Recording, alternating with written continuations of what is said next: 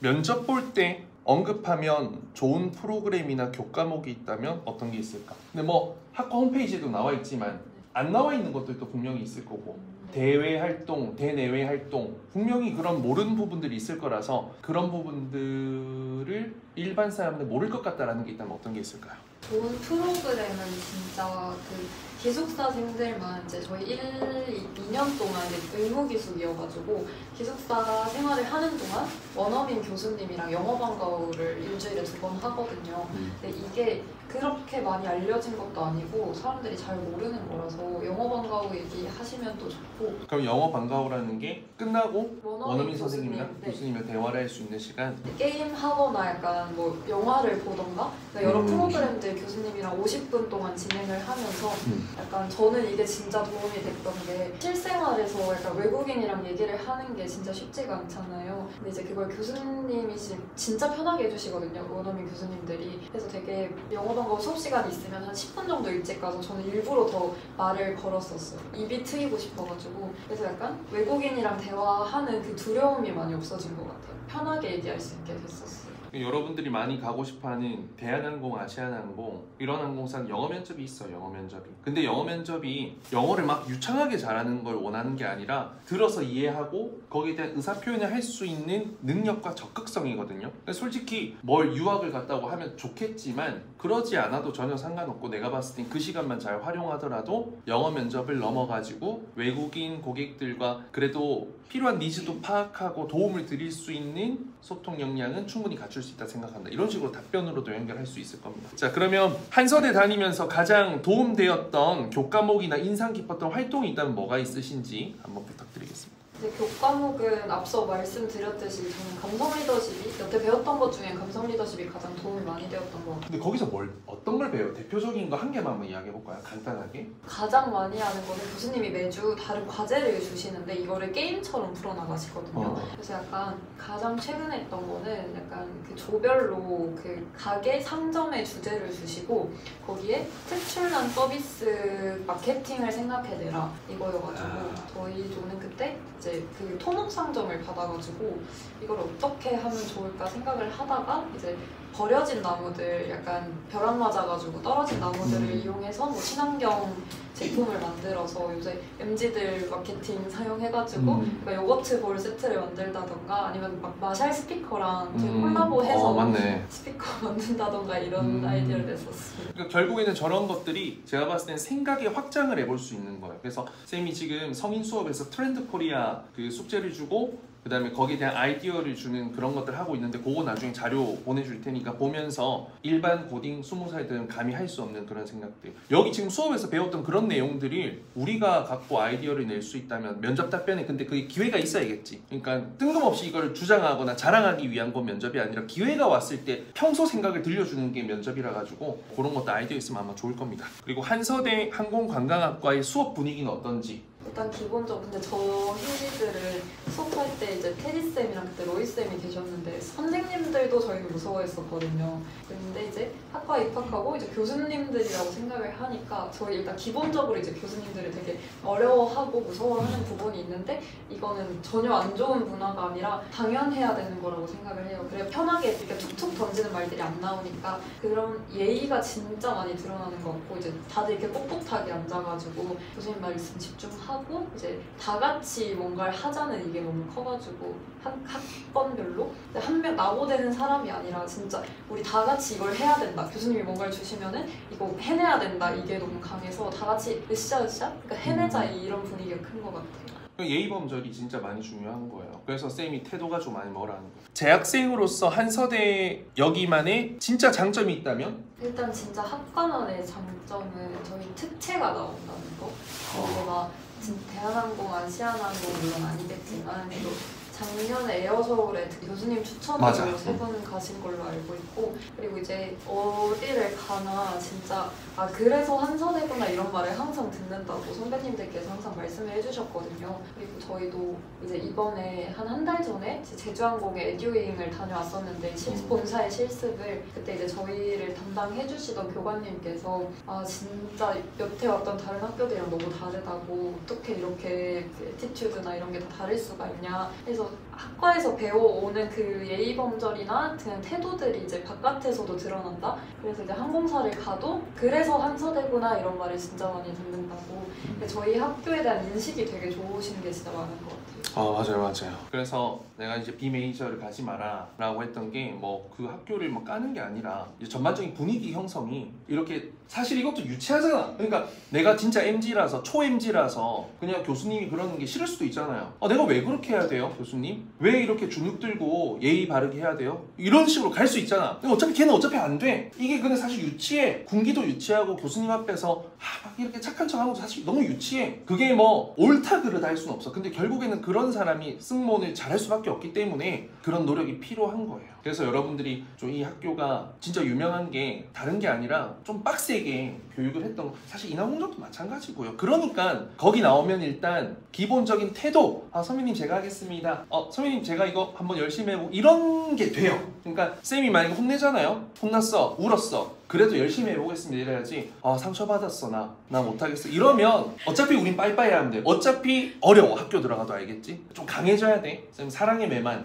하도록 할게요. 근데 아직까지 한 번도 혼낸 적이 없어 아직까지. 근데 교수님들이 이런 걸 했던 친구들을 좋아하는 것 같다. 학창시절에 뭐 이런 거 좀 있어요? 어떤 에피소드 뭐 성적을 잘 받아서 우수한 등수를 받았던 것도 좋아하겠지만 뭐 특별한 이런 활동들 이런 걸 좀 좋아한다라는 거 있었을까요?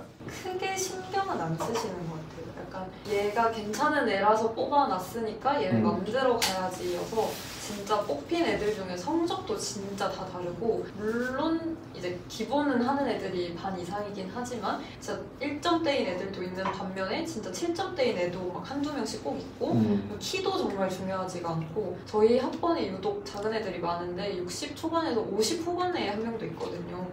이것도 있고 근데 확실히 이제 올라와서 잘하면은 교수님 이제 열어보시고 그래서 너가 시험을 잘 보구나 이러시는 건 좀 있어요.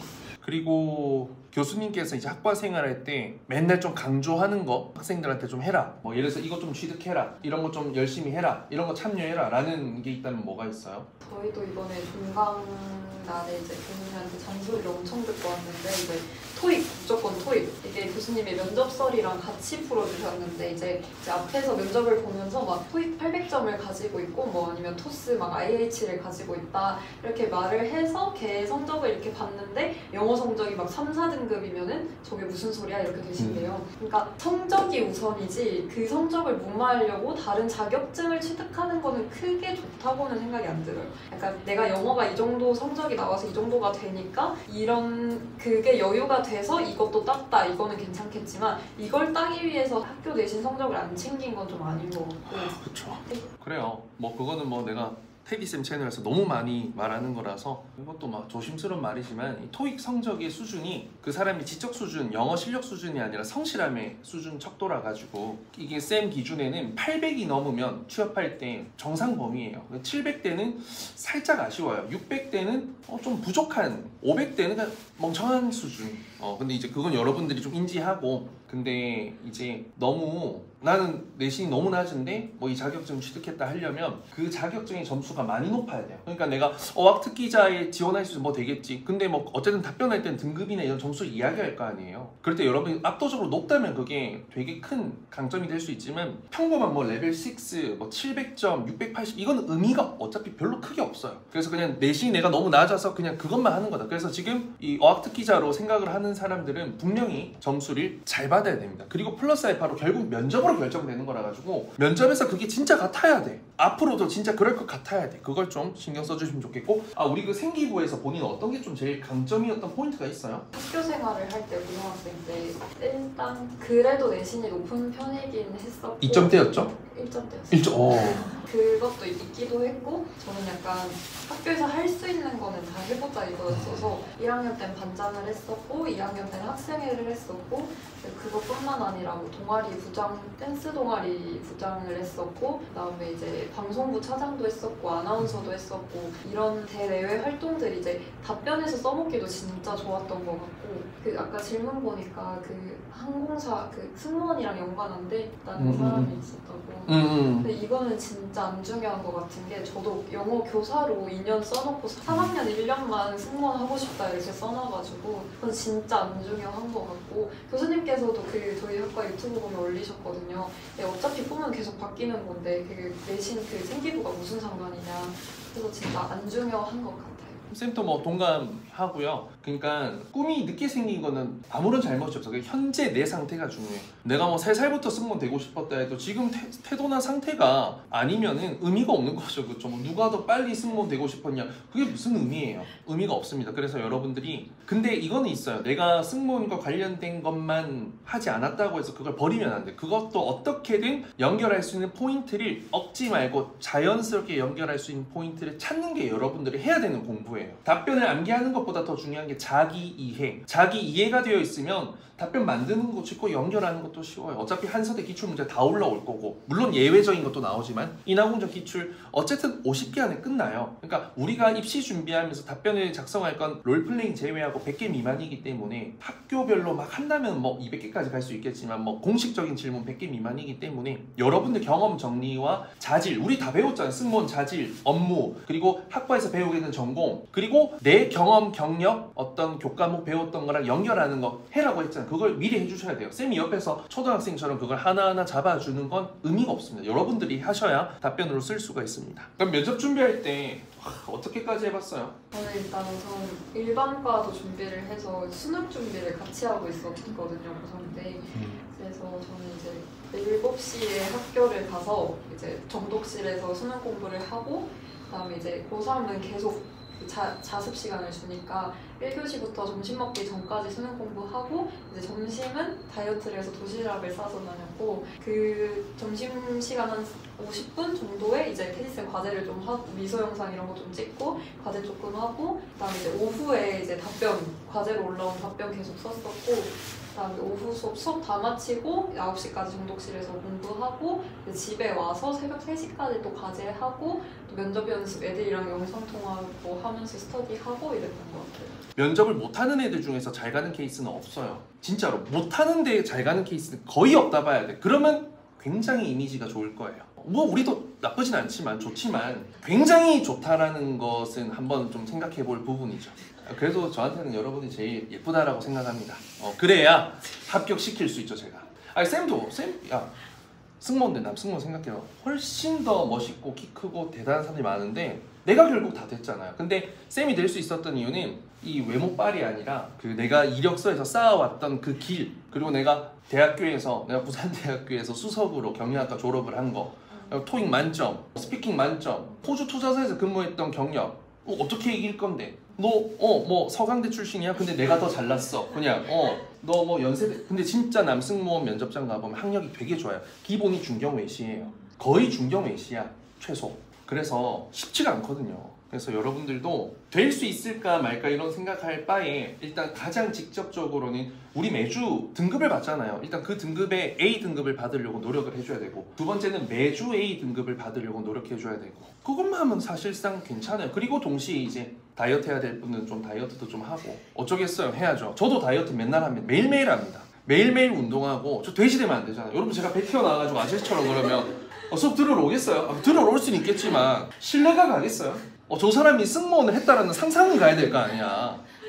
아직 입시까지 한 4개월 남았으니까 아직 현실을 잘 몰라. 생각이 안 나닿을 수 있는데 저도 제가 한서대학교를 붙을 수 있을 거라고 생각은 안 했었거든요. 저는 계속 교통대를 보고 준비를 했었고 근데 이제 운이 좋게 한서대를 붙었던 거고 한서대를 와서 느낀 건데 다들 한서대가 높게만 바라보지 말고 갈 수 있다고 약간 느꼈으면 좋겠어요. 진짜 한서대가 취업률이 높은 이유가 있다고 느끼는 게 제가 물론 교수님들 면접 수업을 직접 들어본 건 아니지만 이번에 대한항공 최종에 저희 20명 올라가 계시거든요. 그중 남자분들이 3분이세요. 이런 거 보면은 진짜 제가 말씀드리고 싶은 거는 다 애매한 항공과를 가서 다시 테디쌤이나 뭐 수업을 들으면서 다시 항공사 준비를 하지 말고 그냥 한 번에 열심히 해서 진짜 괜찮은 학교를 갔으면 좋겠어요. 이중으로 돈 나갈 일 만들지 말고. 그래요. 저도 참고로 말씀드린 저희는 이제 대한항공 최종 11명 가 있습니다. 한서대의 반이긴 하지만 우리 학생 수가 한서대 반보다는 작지 않겠습니까? 어쨌든 열심히 해주시고 그래도 이렇게 시간 내주셔서 온 거 고마우니까 박수 한번.